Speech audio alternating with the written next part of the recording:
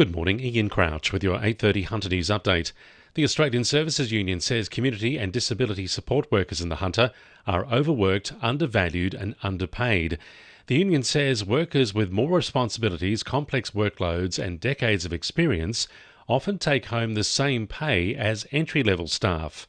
It's pointing to the Social, Community, Home Care and Disability Services Award, which hasn't changed in 30 years. It means pay structures and classifications are outdated. Workers will rally today from 12:30 at the train sheds in Foreshore Park. An e-bike battery left on charge is believed to have caused a fire at a Lake Macquarie resort. Firefighters were called to Rafferty's at Cam's Wharf just before 2 yesterday morning. Crews arrived to find large volumes of smoke coming from a shed and quickly worked to bring the fire under control. They managed to stop the fire spreading to the roof cavity and the adjoining house.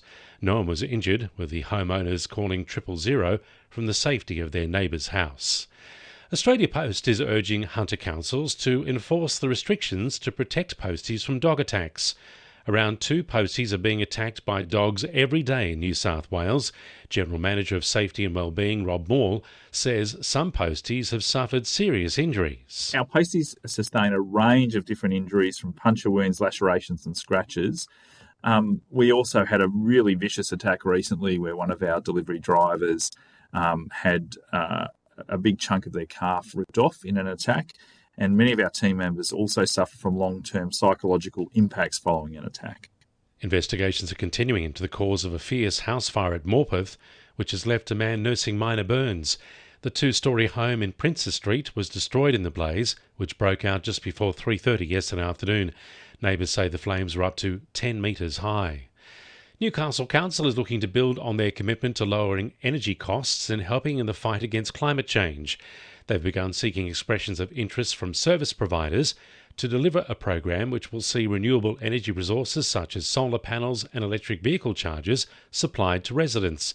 Executive Manager of Environment and Sustainability, Marnie Kicken, says it's hoped the program will eliminate cost-related barriers for residents. Really what we've found is there's barriers to switching to renewables for the community in people finding it too expensive and too complicated. So through the bulk buy and the installation of solar batteries and electric charging infrastructure, we're hoping to reduce those barriers for our community. Expressions of interest are open until November 19, with the program set to launch next year. Free heart health checks are available at Charlestown Square from today. HCF has partnered with the Victor Chang Institute to provide the service.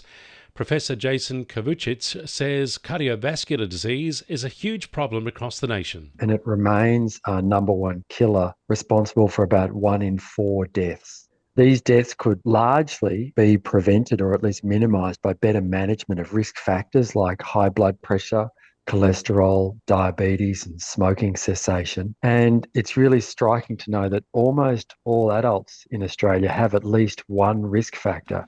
Checks will also be available at Charlestown again on Friday and at the HCF Green Hills next Wednesday. 2NURFM Sport. The Jets have started their A-League women's season with a come-from-behind 2-2 draw against the Western Sydney Wanderers in Cessnock. The visitors scored twice in the opening half hour before goals from Devon Jackson and Lauren Allen erased the deficit for the Jets. 16-year-old Alexis Collins started up front just a day after signing a scholarship deal with her hometown club. Coach Ryan Campbell says the young forward's physical attributes have always been clear, but her technical abilities have improved greatly. Knights teenager Eva McEwen has helped Samoa qualify for their first Rugby League Women's World Cup in 18 years. McEwen made 2 NRLW appearances last season and played 70 minutes in her side's 16-12 win over Fiji in the Pacific Championships to seal World Cup qualification. Fellow Knights player Simone Carpani came off the bench to play 9 minutes for Samoa.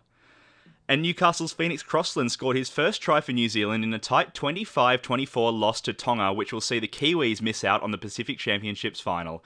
That's sport, I'm Will McGrath. And the winning numbers in Weekend Lotto are 1, 3, 6, 10, 18 and 42, and the supplementaries are 5 and 40. And now you're up to date with the latest 2NURFM Hunter News.